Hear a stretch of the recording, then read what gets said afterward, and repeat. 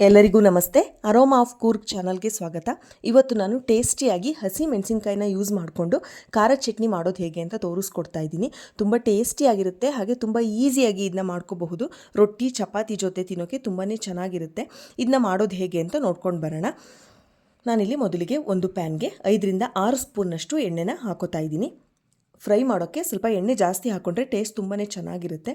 ಈಗ ಇದಕ್ಕೆ 1/4 ಸ್ಪೂನ್ನಷ್ಟು ಉದ್ದಿನಬೇಳೆ, ಹಾಗೆ 1/4 ಸ್ಪೂನಷ್ಟು ತೊಗರಿಬೇಳೆ, ಹೆಸರುಬೇಳೆ, ಹಾಗೆ ಅರ್ಧ ಸ್ಪೂನಷ್ಟು ಕಡಲೆಬೇಳೆ, 10ರಿಂದ 15 ಮೆಂತ್ಯ, 1 ಸ್ಪೂನ್ನಷ್ಟು ಜೀರಿಗೆ,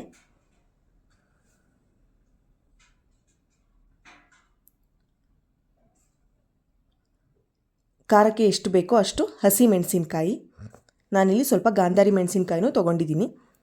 ಹಾಗೆ ಈರುಳ್ಳಿ, ನಾನಿಲ್ಲಿ 2 ಮೀಡಿಯಮ್ ಸೈಜ್ ಈರುಳ್ಳಿನ ದೊಡ್ಡದಾಗಿ ಹೆಚ್ಚಿಟ್ಕೊಂಡಿದ್ದೀನಿ.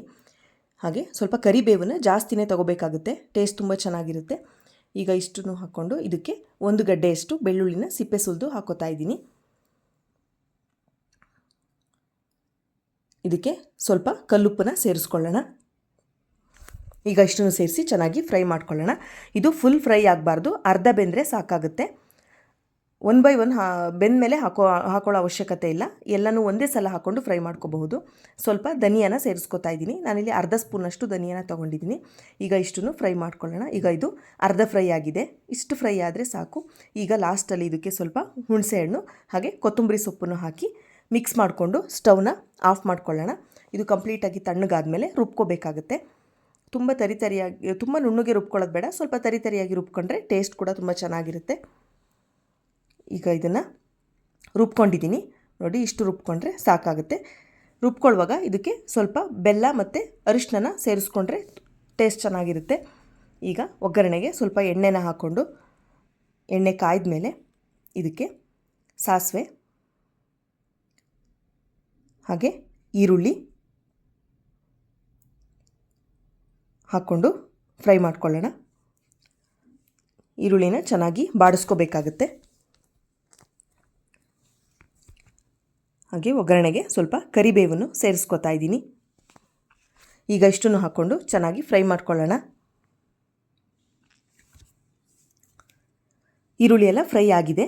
ಈಗ ಇದಕ್ಕೆ ರುಬ್ಬಿರೋಂತಹ ಚಟ್ನಿನ ಸೇರಿಸ್ಕೊಳ್ಳೋಣ. ಸೇರಿಸ್ಕೊಂಡು ಇದನ್ನ 5ರಿಂದ 6 ನಿಮಿಷ ಕುದಿಸ್ಕೊಂಡ್ರೆ ಚಟ್ನಿ ರೆಡಿಯಾಗುತ್ತೆ. ನಿಮಗೆ ಚಟ್ನಿ ಹದ ನೋಡಿಕೊಂಡು ನೀರನ್ನು ಸೇರಿಸ್ಕೋಬಹುದು. ನಾನಿಲ್ಲಿ ಸ್ವಲ್ಪನೇ ನೀರನ್ನ ಹಾಕಿ ಜಾರನ್ನ ತೊಳೆದು ಇದಕ್ಕೆ ಸೇರಿಸ್ಕೋತಾ ಇದ್ದೀನಿ. ಇದನ್ನ ಕ್ಲೋಸ್ ಮಾಡಿಕೊಂಡು 5ರಿಂದ 6 ನಿಮಿಷ ಬೇಯಿಸ್ಕೊಂಡ್ರೆ ಚಟ್ನಿ ರೆಡಿಯಾಗುತ್ತೆ. ನೋಡಿ, ಕಲರ್ ತುಂಬಾ ಚೆನ್ನಾಗಿ ಬಂದಿದೆ.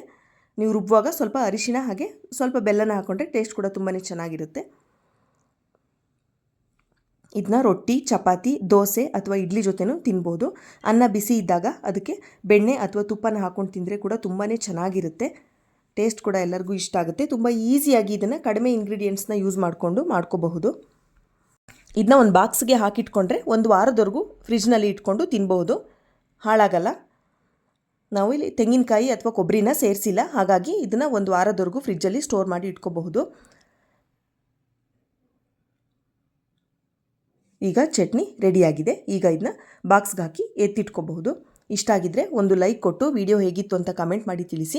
ನೀವಿನ್ನೂ ನಮ್ಮ ಚಾನಲ್ಗೆ ಸಬ್ಸ್ಕ್ರೈಬ್ ಆಗಿಲ್ಲ ಅಂದರೆ ಈಗಲೇ ಸಬ್ಸ್ಕ್ರೈಬ್ ಮಾಡಿಕೊಂಡು ಪಕ್ಕದಲ್ಲಿರುವಂತಹ ಬೆಲ್ ಐಕನ್ನ ಕ್ಲಿಕ್ ಮಾಡಿ. Thank you for watching.